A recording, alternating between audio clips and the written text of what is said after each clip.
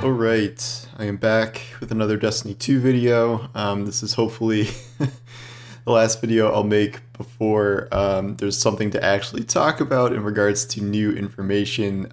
Tomorrow is the TWAB that DMG has described as meaty.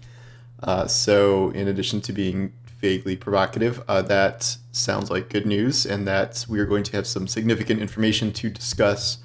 I will probably just wait and do a video until that airs tomorrow. I don't know if I'll do a live reaction or what. I might just do like a live read through and react to it like I do sometimes. I usually try and do that with things that are substantive. Until then, I kind of want to talk about the opposite issue where Destiny keeps kind of slipping into these like dead times. And like in a 3-month season, there is usually kind of one dead month. Where the last month is just there's pretty much almost nothing happening, and the problem is this time around our season, I don't think most people realize, like, this season was pretty much 4 months long. If you look at the roadmap, it went from May 11th to August 24th, which is like 3.5 months, and it's as a result it's almost kind of been a dead 2 months. I would kind of classified the dead time starting around July 6th when Solstice of Heroes began. Bungie kind of has a habit of when they have a big event, they sort of just let that go, and that's like the thing you're doing for the entire month. Solstice of Heroes is like, you know, a fair bit of a grind, and yet, I mean, I finished it within the first week pretty easily, and like, granted, I'm like Mr. Super Grinder for stuff like that. But it does go the whole month, and then pretty much all of August is nothing, except there is going to be the epilogue next week, which I think it's just like a mission, and like there's going to be some story components to it, but like everything else sort of is just frozen. So like we usually have like week-to-week stuff for about a month and a half, 2 months at the beginning of a season, in terms of like new things that come out, and then it just sort of stops, and then we just get usually a holiday event, and then Iron Banner, and then random things like double Nightfall drops, or, you know, new raid challenges and things like that. Like this week we had, this is the first time you could get the raid title, and you could get Time Lost, Fatebringer and stuff. This is not a complaint. I actually think that, you know, everyone complains kind of like there's nothing to do in Destiny, like it's so dead, blah, blah, blah, but I feel like this time is pretty necessary for the game in a lot of ways, where they need this kind of space there to have players that are not me, that are just playing more casually, to sort of catch up on things, because most players cannot necessarily log in each week, every week, or grind everything out super early. You know, I grinded like crazy at the beginning of this for override weapons and things like that. And, you know, most people will run the raid when it comes out, stuff like that, a bunch of times. But for those who are kind of taking their time and do not have the ability to get super into a season that quickly, I think you kind of need this extra padding for people to get places at their own pace. I also think it's good to just kind of build in time for, so on Bungie's end, if they don't have to release stuff week to week, that team can be working on future content. And for players, we can be playing something else. It is nice to actually be, you know, not feel like, oh, I have to log into Destiny to do X, Y, and Z thing, or else I'm missing something important.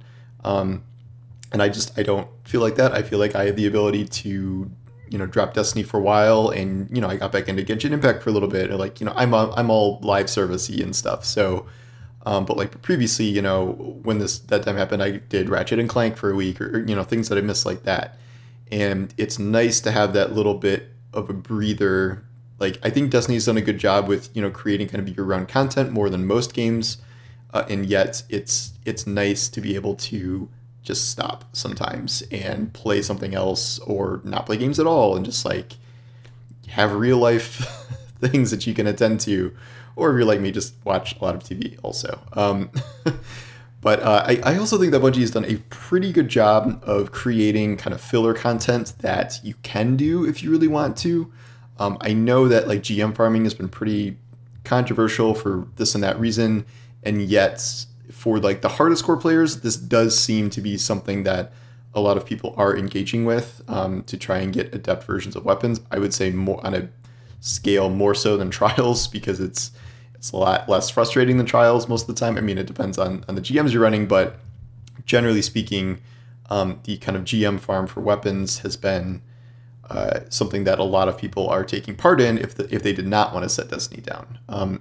Similarly, you can keep playing VOG. The challenges have kind of kept things fresh, where if you do want a weekly thing, the challenge to get the time lost weapon once a week has been something you could go log in and do.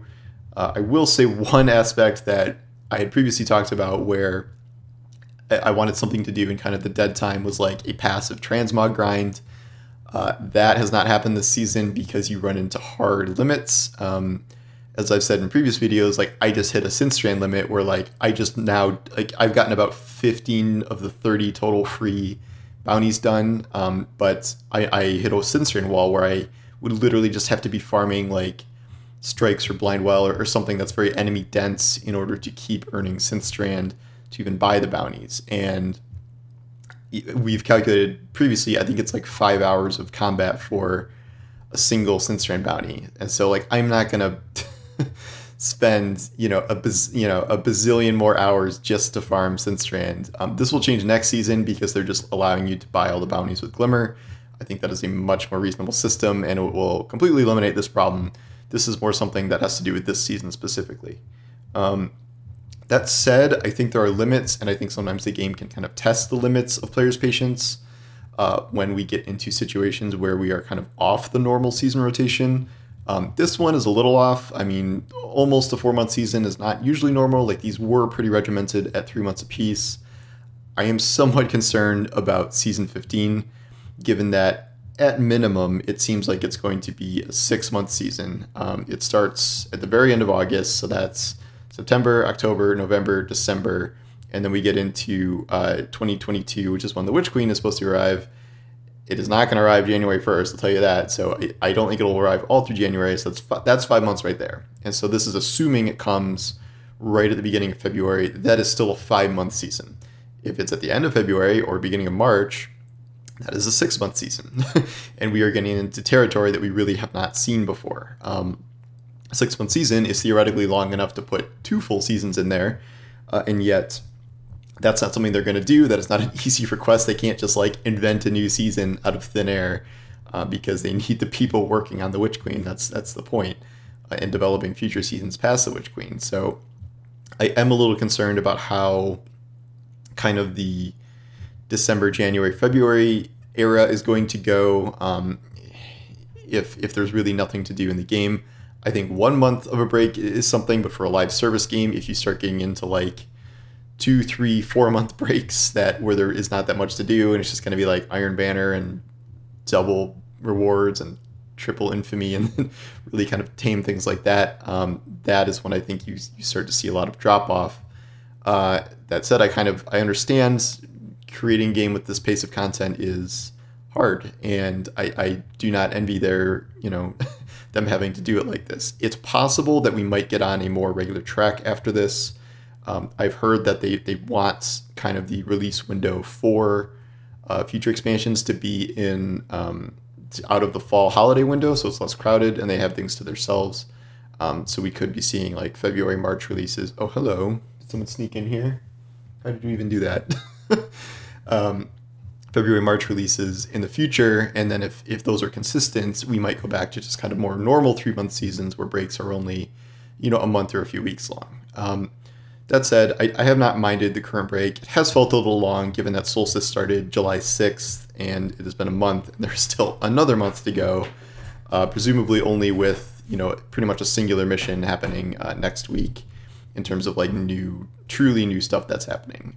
The stuff to get excited about, I think, are going to be, I think each of the TWABs leading up to the Witch Queen reveal are going to be substantive and important, and then obviously the Witch Queen reveal itself will be very important on the 24th, which is also the day the new season debuts, so that's going to be kind of a wild time. And then September, October especially, there will be a lot to do with the new season, and then after that, I guess we'll see where we're at. But all right, Eevee's rolling around the ground, and I guess that means it's time to go. But thanks for watching, and I will have a more substantive video tomorrow talking about all the stuff in the TWAB, whatever that might be. Thanks for watching, and I'll see you next time.